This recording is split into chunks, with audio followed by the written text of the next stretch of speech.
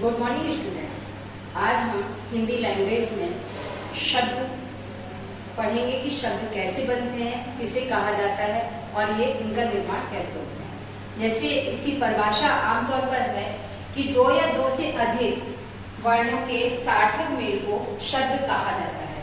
अब हम ये समझेंगे कि वर्ण क्या है। जो शब्द हैं, शब्द में बताया गया है कि वर्णों के मेल से, तो वर्ण क्या है? वर्ण हमारे हैं जैसे क, म, ल, प। अब इनके मेल से हमको शब्द बनाने, तो क्या हम इसको प, म, ल, ये हमारा मेल है, तो क्या हम इसको शब्द कह सकते हैं? नहीं। क्यों? क्योंकि हमारी परिभाषा में दिया गया है कि सार्थक। सार्थक का मतलब है कि अर्थ होना चाहिए, तो पमल का कोई भी अर्थ नहीं है, इसलिए से हम शब्द की कैटेगरी में नहीं लिख सकते। इसलिए हमें शब्द वर्णों का वो मेल चाहिए जिसमें हमें अर्थ स्पष्ट हो, जिसका कोई मतलब स्पष्ट हो। जैसे कमल। कमल हम जानते हैं कि कमल एक फूल का नाम है। घर। घर जो हमारा ईंट पत्थर से बना होता है और उसमें हम परिवार के साथ रहते हैं, वो घर कहा जाता है। इस तरीके के ये जो शब्द हैं, इनको हम शब्द कहते हैं। तो हमारी परिभाषा तब सार्थक होती है जब हमारे वर्णों का मेल कुछ अर्थ प्रदान करे। इसी आधार पर शब्दों के चार भेद हैं। नंबर 1, स्रोत के आधार पर।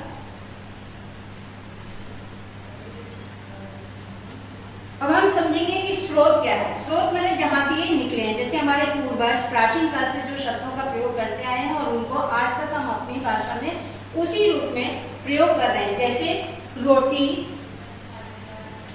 पगड़ी, कटोरी, खिड़की इत्यादि। ये शब्द हमारे आज भी हम प्राचीन अपने दादा दादी नाना नानी से सुनते आ रहे हैं और आज हम लोग भी इन शब्दों को अपनी भाषा में इसी रूप में प्रयोग करते हैं, तो ये हमारे स्रोत के आधार पर कहलाते हैं। इसके बाद नंबर 2 है रचना के आधार पर।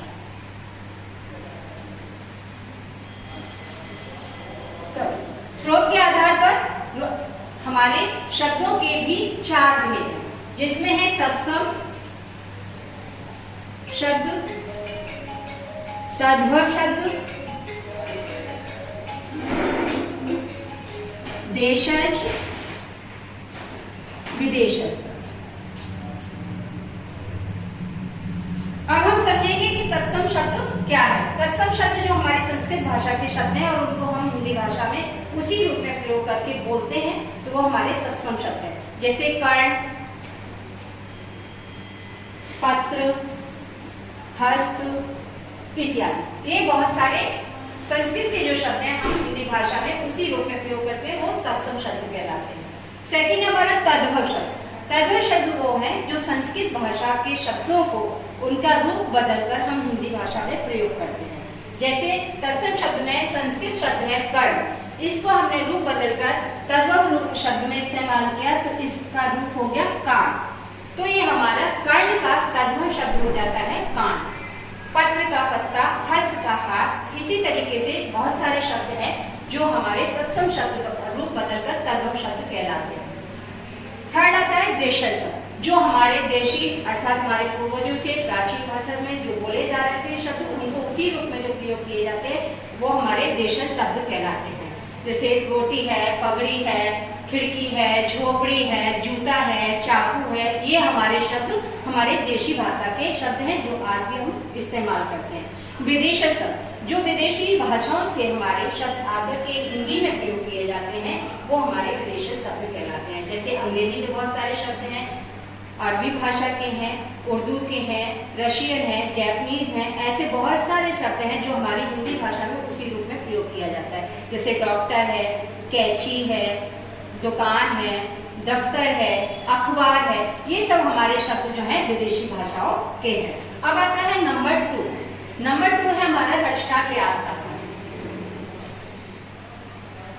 रचना के आधार पर अर्थात बनावट के आधार पर कि शब्दों की किस तरीके से बनावट तैयार की गई। ये 3 भाग है इसके, इनके भी 3 भेद हैं। रूढ़ शब्द, योग रूढ़ शब्द और यौगिक शब्द। तो जो रूढ़ शब्द है वो हमारे प्राचीन काल से चले आ रहे शब्द हैं जो अभी तक हम उन्हें इस्तेमाल करते हैं। जैसा कि आपने देखा कि जो स्रोत से जो शब्द आए हैं वही रूढ़ शब्द कहलाते हैं, जिनमें पगड़ी, झोपड़ी, कटोरी, पेड़, घर, पानी, ये सारे शब्द हमारे रूढ़ शब्द हैं। योग रूढ़ शब्द जो दो समान शब्दों से मिलकर एक शब्द बनता है और अर्थ प्रदान करता है। जैसे दो अलग अलग शब्द हैं स्नान और घर।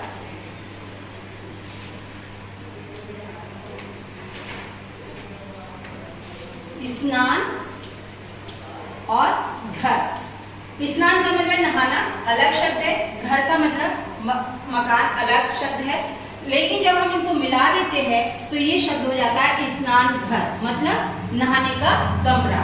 इसी तरीके बैलगाड़ी, रसोई घर इत्यादि बहुत सारे ऐसे शब्द हैं जो हमारे योग रूढ़ शब्द कहलाते हैं।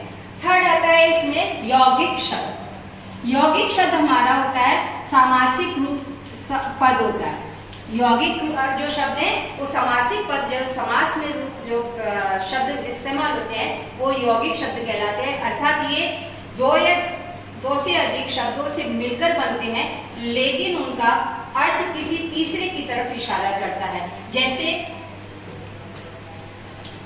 लंबा है उधर जिसका, अर्थात लंबोदर। अब लंबा है उधर जिसका, किसका? गणेश जी का। लंबोदर किसका है? लंबोदर किसको कहते हैं? गणेश जी को कहते हैं। तो ऐसे जो शब्द हैं लंबोदर, पीतांबर, श्वेतांबर, गजानन, दशानन, ये सब हमारे यौगिक शब्द कहलाते हैं। थर्ड आता है हमारा प्रयोग के आधार पर। प्रयोग के आधार पर दो भेद हैं, विकारी शब्द और अविकारी शब्द। विकारी शब्द वो कहलाते हैं जो संज्ञा, सर्वनाम और विशेषण शब्द होते हैं, क्रिया शब्द होते हैं, जो अपना रूप बदल लेते हैं। एक वचन आने पर, कारक आने पर, पुरुष आने पर, काल आने पर ये अपना रूप बदल लेते हैं, तो इनको हम कहते हैं विकारी शब्द। इसकी परिभाषा हम ऐसे लिख सकते हैं कि जो शब्द क्रिया, लिंग, वचन, कारक आदि के आने पर अपना रूप बदल लेते हैं वे विकारी शब्द कहलाते हैं। नंबर 2 है अविकारी शब्द। अविकारी शब्द वो होते हैं जो लिंग, वचन, कारक, पुरुष आदि, विशेषण आदि के आने पर भी अपना रूप नहीं बदलते। दोनों में थोड़ा सा अंतर है, लेकिन ये शब्द बहुत महत्वपूर्ण है, क्योंकि विकारी शब्द वो होते हैं संज्ञा शब्द और क्रिया शब्द कहलाते हैं। क्योंकि संज्ञा नाम होता है, वो लड़की का भी लिंग आने पर चेंज हो जाता है, वचन आने पर भी चेंज हो जाते हैं। लेकिन अविकारी शब्द ऐसे शब्द हैं जो कभी भी बदलते नहीं है। उदाहरण के तौर पर छत पर बिल्ली बैठी है।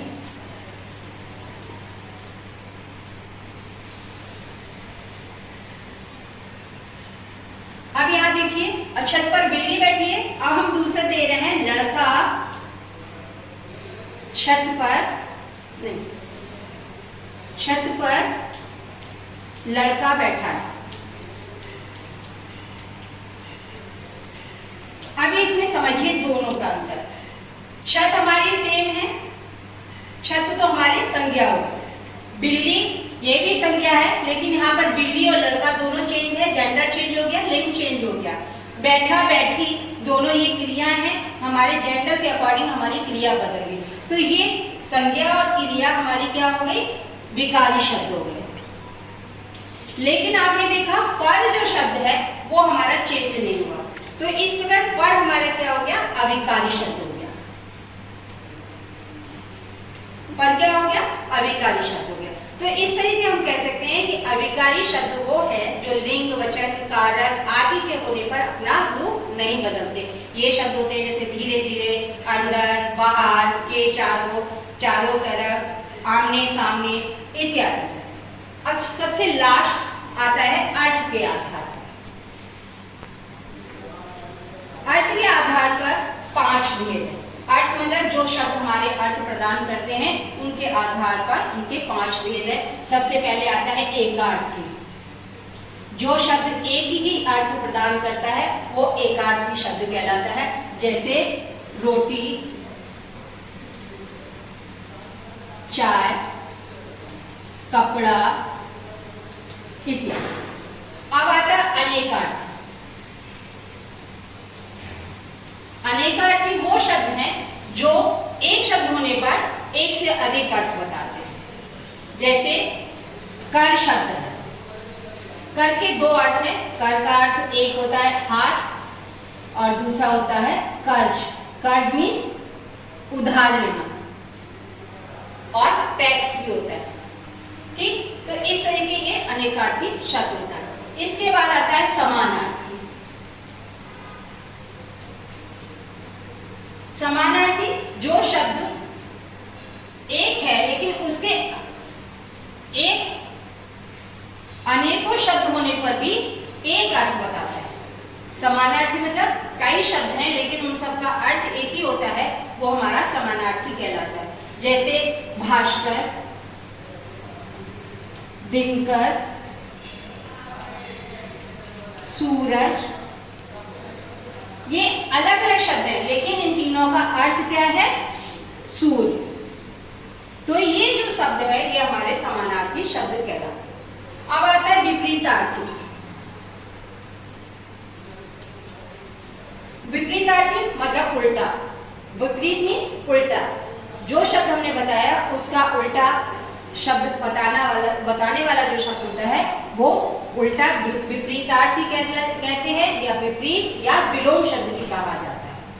जैसे आकाश, आकाश का विलोम पाताल। स्वस्थ, अस्वस्थ। ये हमारे मेन रूप से चार हैं। अब सबसे लास्ट शब्द आता है समश्रुत भिन्नार्थक।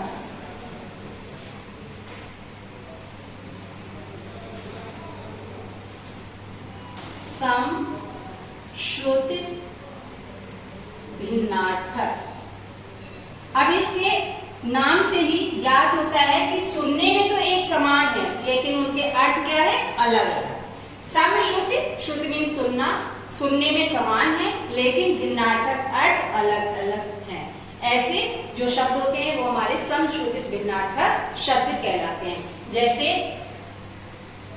अंक, अंक का मतलब होता है गोद। ठीक, फिर अंक, गोद हुआ, यहाँ पर गिनती, इसका अलग अर्थ होगा। इसी प्रकार अंग, अंग मीन्स भाग और अंग शरीर का हिस्सा।